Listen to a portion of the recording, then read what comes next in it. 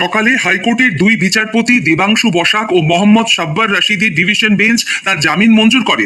আজকের মধ্যেই নিরাপদকে জেল থেকে মুক্তি না দেওয়া হলে তা আদালত অবমাননার শামিল হবে বলে পুলিশ প্রশাসনকে সতর্ক করে দেন তারা।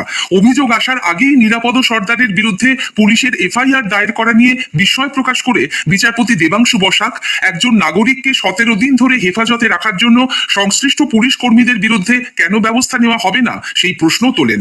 সিপিআইএম রাজ্য সম্পাদক মোহাম্মদ সেলিম বলেছেন, নিরাপদকে যে মিথ্যা মামলায় গ্রেপ্তার করা হয়েছিল আদালতের আজকের নির্দেশেই তা প্রমাণিত। পুলিশ সম্পূর্ণ বেআইনিভাবে কাজ করছে। এইভাবে নিরাপদ সরকারকে তারা মিথ্যা মামলায় জড়িয়েছিল। আজকে হাইকোর্ট নির্দেশ দিয়েছে যে কেন কার নির্দেশে ধরা হয়েছিল। 144 দ্বারা ভাঙলে গ্রেপ্তার করো। আর এখানে সায়েন্স ধরা কি আছে? তৃণমূলের নেতারা এমএলএরা চোর ডাকাতরা ঘুরে বেড়াচ্ছে, পুলিশ পাহারা দিচ্ছে তাদেরকে, তাদেরকে নৌকো করে নিয়ে যাচ্ছে, লঞ্চে করে নিয়ে যাচ্ছে। আর অন্যদিকে যারা আন্দোলন সংগ্রাম প্রতিবাদ করছে, প্রতিবাদী মানুষের কাছে যাচ্ছে, তাদের ব্যথা যন্ত্রণা বুঝবার চেষ্টা করছে, তাদেরকে আটকাচ্ছে। আমরা এটা প্রতিবাদ করছি। বসিরহাটের পুলিশ সুপার হোসেন মেহেদি রহমানকে হাইকোর্টের কড়া মন্তব্য নিয়ে প্রশ্ন করা হলে তিনি বলেন, বিষয়টি তারা খতিয়ে দেখছেন। আমরা ইনকোয়ারি করে দেখছি, মোস্ট এটা একটা এরার আছে, হিউম্যান এরার হতেই পারে। যেটা আমাদের ইনকোয়ারি রিপোর্টে যেটা পাবো ওইভাবে আমরা অ্যাকশন নেব। গতকাল অব্দি আমরা মোর দ্যান 250 কমপ্লেন্টস পেয়েছি। তার ভিত্তিতে আমরা বেশ কিছু এফআইআর করেছি এবং যেগুলো ল্যান্ড রিলেটেড কমপ্লেন্টস ছিল ওগুলো আমরা বিডিওকে ফরওয়ার্ড করেছি, যেটার আমরা 48 আওয়ার্সের মধ্যে যেটা অ্যাকশন টেকেন আছে ওটা আমরা চাইব। সন্দেশখালীতে যা হয়েছে তা মানবতা বিরোধী, এটা কোনো রাজনৈতিক ইস্যু নয়, গোটা দেশের ইস্যু বলে কেন্দ্রীয় মন্ত্রী কিরেন রিজিজু মন্তব্য করেছেন। দক্ষিণ 24 পরগনার ডায়মন্ড হারবারের সরিষা আশ্রম মোড়ে বিজেপির চায় পে চর্চায় যোগ দিয়ে এ রাজ্যের তৃণমূল কংগ্রেস সরকারের তীব্র সমালোচনা করেন তিনি। संदेशखाली में जो मानवता के खिलाफ जो अत्याचार हुआ है वो सिर्फ पश्चिम बंगाल का इशू नहीं है, ये पूरा देश का इशू है और पूरा देश खड़ा है। ये राजनीतिक इशू भी नहीं है। इसलिए वहाँ जाने के लिए अगर पाबंदी लगाया तो इसका मतलब तृणमूल सरकार पश्चिम बंगाल में पहले भी गलत काम कर रहा है और आगे और बड़ा गलत काम करने जा रहा है, जिससे वो फंसते जा रहे हैं। पश्चिम बंगाल जैसा कानून व्यवस्था, लॉ एंड ऑर्डर पूरा खत्म हो चुके हैं। पश्चिम बंगाल जैसे फेलियर स्टेट आज तक मैंने इंडिया में कहीं भी नहीं दिखा है। এদিকে সন্দেশখালীর ঘটনার প্রতিবাদে আন্দোলনকারী আসানসোলের বিজেপি যুব মোর্চা কর্মীদের মিথ্যা মামলায় জড়ানোর অভিযোগে বিধায়ক অগ্নিমিত্রা পালের নেতৃত্বে আজ ভগৎ সিং মোড়ে জিটি রোড অবরোধ করেন বিজেপি কর্মীরা। শেখ শাহজাহানের গ্রেপ্তারের দাবিতেও তারা সরব হন। সন্দেশখালীতে আদিবাসীদের কাছ থেকে জমি কেড়ে নেওয়া হয়েছে, জনজাতি মহিলাদের ওপর অত্যাচার চলছে বলে অভিযোগ করে ছত্তিশগড়ের মুখ্যমন্ত্রী বিষ্ণুদেও সাই বাংলার মুখ্যমন্ত্রীকে চিঠি দিয়েছেন। রাজনীতির ঊর্ধ্বে উঠে মমতা ব্যানার্জি দ্রুত পদক্ষেপ করবেন এবং শাহজাহান শেখ ও তার দলবলের বিরুদ্ধে রাজ্য সরকার সক্রিয় হবে বলে চিঠিতে আশা প্রকাশ করেছেন তিনি। এর প্রতিক্রিয়ায় তৃণমূল কংগ্রেস ছত্তিশগড়ে আদিবাসীদের ওপর নির্যাতনের বিভিন্ন ঘটনার উল্লেখ করে শ্রী সাইকে নিজের রাজ্যের সমস্যার দিকে মনোনিবেশ করতে বলেছে। এদিকে সন্দেশখালীর বিভিন্ন শিবিরে জমি জবরদখলের অভিযোগের ভিত্তিতে এ পর্যন্ত 130 জনকে জমি ফিরিয়ে দেওয়া হয়েছে বলে সন্দেশখালী 2 নম্বর ব্লকের বিডিও জানিয়েছেন। অন্যদিকে ক্ষিপ্ত গ্রামবাসীরা তৃণমূল কংগ্রেসের পঞ্চায়েত সদস্য শঙ্কর সর্দারের বাড়ি ভাঙচুর করার পর সেখানে পুলিশ পিকেট বসেছে, লাগানো হয়েছে সিসি ক্যামেরা।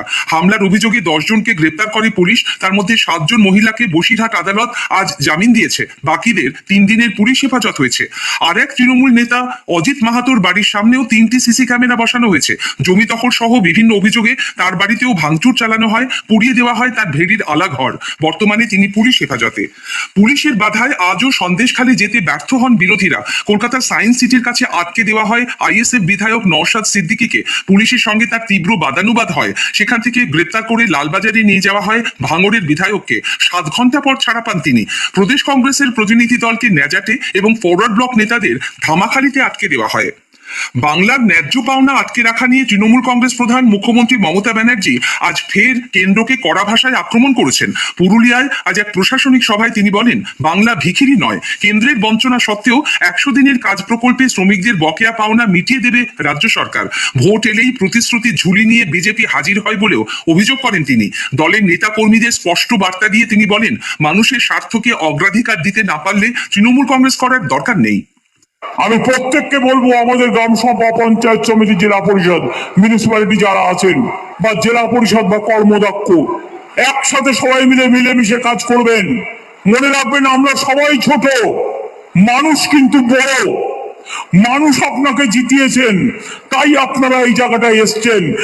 আমার সাথে যারা দল করবেন তাদেরও বলছি, এই কথাটা বিশ্বাস করলে আমার সাথে থাকবেন, আর এই কথাটা বিশ্বাস না করলে নিজের ঘরে যান, বিজেপি করুন, কংগ্রেস করুন, সিপিএম করুন, আমার কোনো আপত্তি নেই। তৃণমূল কংগ্রেস করে মানুষকে বঞ্চনা করা যাবে না।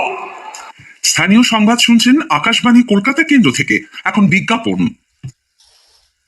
বাহ, এই আংটিটা খুব সুন্দর, আমার স্ত্রীর খুব পছন্দও হবে। হ্যাঁ স্যার, আপনার পছন্দটা খুব ভালো, আর ডিজাইনটাও একেবারে নতুন। ডিজাইনটা নতুন, কিন্তু সোনাটা খাঁটি কিনা তার প্রমাণ কোথায় পাবো? একজন সচেতন গ্রাহক হয়ে উঠুন।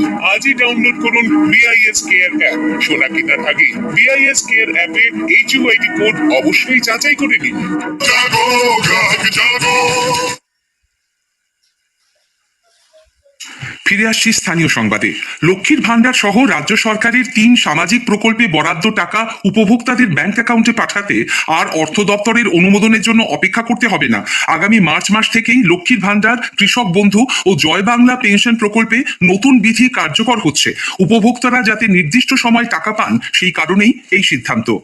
ভারতীয় ডাক বিভাগ বিভিন্ন পরিষেবা মানুষের কাছে দ্রুত পৌঁছে দিতে দুয়ারে ডাকঘর চালু করছে। কলকাতায় আজ এক সাংবাদিক বৈঠকে পশ্চিমবঙ্গ সার্কেলের মুখ্য পোস্টমাস্টার জেনারেল নীরজ কুমার জানিয়েছেন, কোভিডের সময় বয়স্ক গ্রাহকদের পেনশন পৌঁছে দিতে জেলায় ও গ্রামে শিবির করে এই পরিষেবা শুরু হয়েছিল। এরপর আধার নথিভুক্তি, প্রধানমন্ত্রী কিষাণ সম্মান নিধি, অন্তোদয় ও শ্রমিক সুরক্ষা যোজনা সহ বিভিন্ন কেন্দ্রীয় প্রকল্পের সুবিধা মানুষের কাছে সহজে পৌঁছে দিতে রাজ্যে নতুন করে দুয়ারে ডাকঘর প্রকল্প চালু করা হবে। ঝাড়গ্রামের শিলদা EFR ক্যাম্পে 2010-এর মাওবাদী হামলার ঘটনায় মেদিনীপুর আদালত 23 জনকে আজ দোষী সাব্যস্ত করেছে। ষষ্ঠ অতিরিক্ত জেলা ও দায়রা বিচারক সেলিম শাহী বলেছেন, দোষী সাব্যস্ত হওয়া নিয়ে আগামীকাল এবং শুক্রবার এই 23 জনের বক্তব্য শুনবেন তিনি, তারপর সাজা ঘোষণা করবেন। 2010-এর 15ই ফেব্রুয়ারি শিলদার ওই EFR ক্যাম্পে মাওবাদী হামলায় 24 জন জওয়ানের মৃত্যু হয়।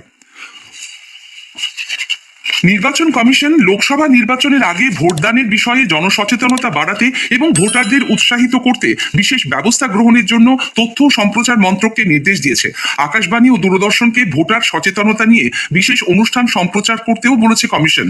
এছাড়া ভোটার সচেতনতা সংক্রান্ত বিশেষ film my vote my duty অর্থাৎ আমার ভোট আমার কর্তব্য সমস্ত সিনেমা হলে প্রদর্শনের জন্য সব হল কর্তৃপক্ষকে নির্দেশ দেওয়া হয়েছে। ভোটার সচেতনতা সংক্রান্ত সমস্ত কর্মসূচি সুষ্ঠুভাবে সম্পন্ন করতে একজন নোডাল অফিসারকে নিয়োগ করতে হবে।